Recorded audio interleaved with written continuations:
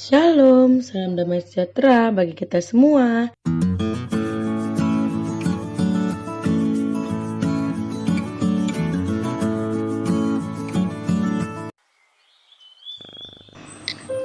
Firman Tuhan yang jadi renungan kita hari ini diambil dari Lukas 14 ayat ke-11.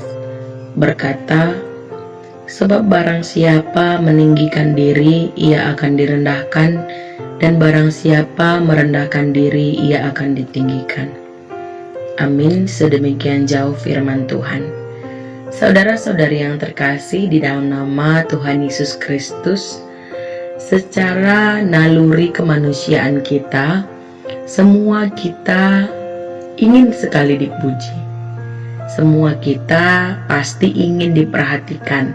Semua manusia ingin diprioritaskan, ingin dihargai, dan tidak pernah mau direndahkan atau disepelekan. Karena kecenderungan manusia meninggikan dirinya dan sulit sekali untuk merendahkan diri. Di zaman ini sulit sekali menemukan orang yang mampu merendahkan hatinya, karena kebanyakan dari manusia berpikir bahwa kerendahan hati itu identik dengan kelemahan. Kalau kita rendah hati, berarti kita lemah. Jadi ada pamor yang akan turun, ada derajat yang akan ke bawah, dan ada nama yang direndahkan. Nah, kerendahan hati sesungguhnya adalah sifat yang bijak yang ada dalam diri seseorang yang membuat ia dapat memposisikan dirinya sama dengan orang lain.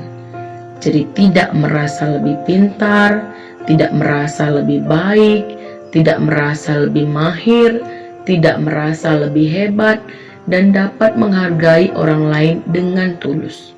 Nah, sifat inilah yang sebenarnya Yesus teladankan dalam kehidupannya.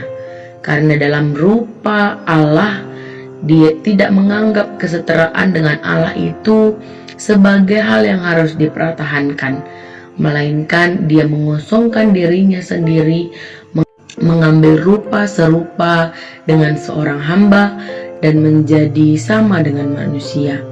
Dan dalam keadaan sebagai manusia, ia juga merendahkan dirinya, taat sampai mati, bahkan mati di kayu salib.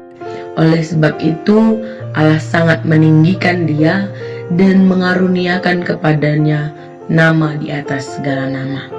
Saudara-saudari yang terkasih di dalam nama Tuhan Yesus Kristus, apakah tanda-tanda orang yang rendah hati? Orang yang rendah hati adalah orang yang berani mengakui kesalahannya.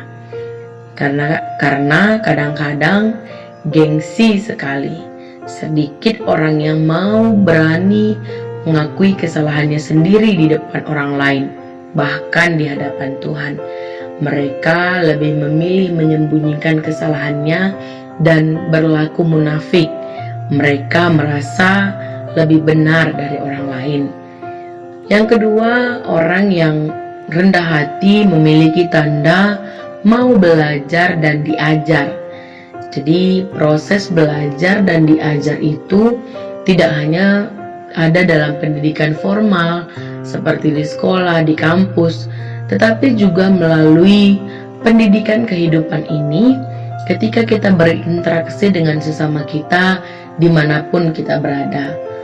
Jadi proses ini tidak mengenal batasan usia dan waktu, tapi kita seumur hidup terus belajar dan belajar. Karena dalam Amsal 27 ayat 17 mengatakan, besi menajamkan besi, orang menajamkan sesamanya. Firman Tuhan hari ini mengatakan, barang siapa yang meninggikan diri, ia akan direndahkan, dan barang siapa merendahkan diri, ia akan ditinggikan.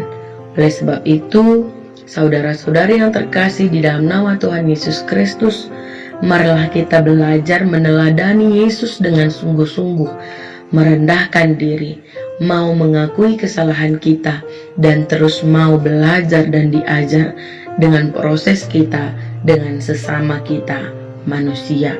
Tuhan Yesus memberkati firman-Nya. Tuhan Yesus memberkati kita semua.